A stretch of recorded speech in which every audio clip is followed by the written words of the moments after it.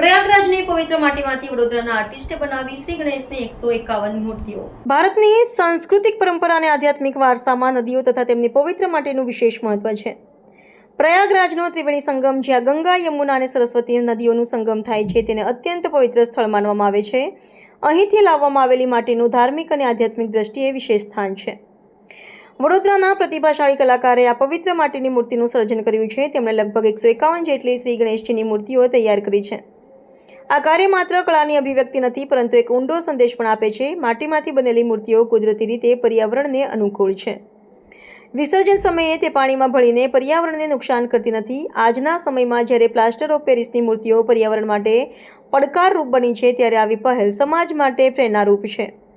આ કલાકારનું કાર્ય દર્શાવે છે કે પરંપરા, શ્રદ્ધા અને પર્યાવરણનો સમન્વય કેવી રીતે શક્ય છે।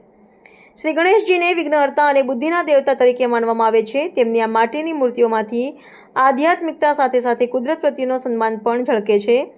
અંતમાં કહી શકાય કે વડોદરાના કલાકારે માત્ર મૂર્તિ નિર્માણ જ નથી કર્યું, પરંતુ સમાજનો સંદેશ આપ્યો છે કે આપણું ધાર્મિક આસ્થાને જીવંત રાખતા પર્યાવરણની સુરક્ષા પણ કરવી એટલી જ આવશ્યક છે। આવી અનેક પહેલો આપણને સાંસ્કૃતિક વારસાને સાચવતા પ્રકૃતિની સંભાળ લેવાની પ્રેરણા આપે છે। મારું નામ ભૂમિકાબેન રોહિત છે અને હું આ છેલ્લા ગણપતિની મૂર્તિ 6 વર્ષથી અમે બનાવીએ છીએ અને આ વર્ષે અમે પ્રયાગરાજની પવિત્ર માટી ત્રિવેણી સંગમની અમે માટી લાવીને ગણપતિની મૂર્તિ અમે બનાવી છે 151।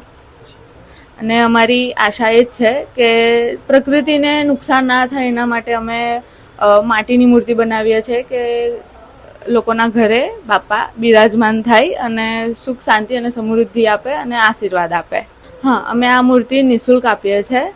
અમારો પ્રયાસ એવો છે કે બાપાની મૂર્તિ આસ્થાનો વિષય છે, એના લીધે ત્યાં પ્રયાગરાજથી પવિત્ર ભૂમિની અમે માટી લાવ્યા છે કે એ માટીનું ભક્તો સુધી અમારું પહોંચે કે અમે આ રીતે ઇકો ફ્રેન્ડલી મૂર્તિ અમે બનાવીએ છીએ કે વાતાવરણને બી તકલીફ ના થાય અને ઘરમાં એ લોકોને વિસર્જન કરવું હોય તો પણ કરી શકે અને બીજે કરવું હોય તો બી કરી શકે।